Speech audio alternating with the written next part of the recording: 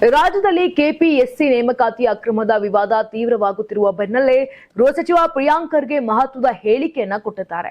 KPSC ಅಧ್ಯಕ್ಷರ ಪುತ್ರಿಯ ವಿರುದ್ಧ ನಕಲಿ ಆದಾಯ ಪ್ರಮಾಣ ಪತ್ರ ಸಲ್ಲಿಕೆ ಆರೋಪದಡಿ ಎಫ್ಐಆರ್ ದಾಖಲಾಗಿರುವ ಹಿನ್ನೆಲೆ ಪ್ರತಿಕ್ರಿಯೆ ಕೊಟ್ಟಂತ ಅವರು, ಅವಕಾಶ ಸಿಕ್ಕರೆ ಕೆಇಟಿ ಹಾಗೂ ಕೆಪಿಎಸ್ಸಿಯನ್ನೇ ರದ್ದು ಮಾಡ್ತೀರಿ ಅಂತ ಅಸಮಾಧಾನವನ್ನ ವ್ಯಕ್ತಪಡಿಸಿದ್ದಾರೆ. ಇನ್ನು ಬೆಂಗಳೂರಿನಲ್ಲಿ ಮಾತನಾಡಿರುವಂತಹ ಸಚಿವ ಪ್ರಿಯಾಂಕ್ ಖರ್ಗೆ, ಕೆಪಿಎಸ್ಸಿ ಸಾಂವಿಧಾನಿಕ ಸಂಸ್ಥೆಯಾಗಿರುವುದರಿಂದ ಅದನ್ನು ಕಾನೂನುಬದ್ಧವಾಗಿ ಮಾತ್ರ ಸುಧಾರಿಸಬಹುದು.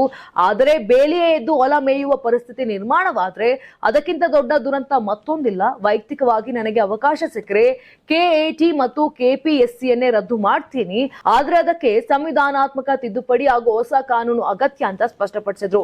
ಯುವಕರ ಭವಿಷ್ಯದೊಂದಿಗೆ ಯಾರು ಚೆಲ್ಲಾಟ ಆಡಬಾರದು ಅಂತ ಎಚ್ಚರಿಕೆ ನೀಡಿದ ಅವರು, ಹುಬ್ಬಳ್ಳಿ ಧಾರವಾಡ ಸೇರಿದಂತೆ ರಾಜ್ಯದ ಹಲವು ಭಾಗಗಳಲ್ಲಿ ಅಭ್ಯರ್ಥಿಗಳು ನಡೆಸಿದ ಪ್ರತಿಭಟನೆಗಳನ್ನ ನಿರ್ಲಕ್ಷ್ಯ ಮಾಡಲು ಸಾಧ್ಯವಿಲ್ಲ ಎಂದರು. ಇನ್ನು ಮುಖ್ಯಮಂತ್ರಿ ನೇಮಕಾತಿ ಪ್ರಕ್ರಿಯೆಯನ್ನ ಶೀಘ್ರ ಪೂರ್ಣಗೊಳಿಸಲು ಸೂಚನೆ ಕೂಡ ಕೊಟ್ಟರು.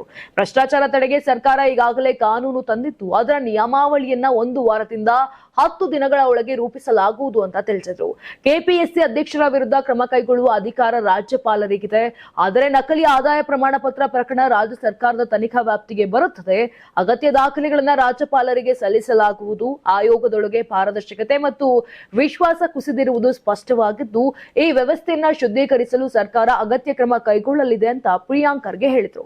ಒಟ್ಟಾರೆ ಕೆಪಿಎಸ್ಸಿ ವಿವಾದದ ನಡುವೆ ಸಚಿವರ ಈ ಒಂದು ಹೇಳಿಕೆ ರಾಜ್ಯ ರಾಜಕೀಯದಲ್ಲಿ ಹೊಸ ಚರ್ಚೆಗೆ ಕಾರಣವಾಗಿದ್ದು, ಮುಂದಿನ ದಿನಗಳಲ್ಲಿ ಸರ್ಕಾರ ಯಾವ ಕ್ರಮ ಕೈಗೊಳ್ಳಲಿದೆ ಎಂಬುದು ಕುತೂಹಲವನ್ನ ಮೂಡಿಸಿದೆ.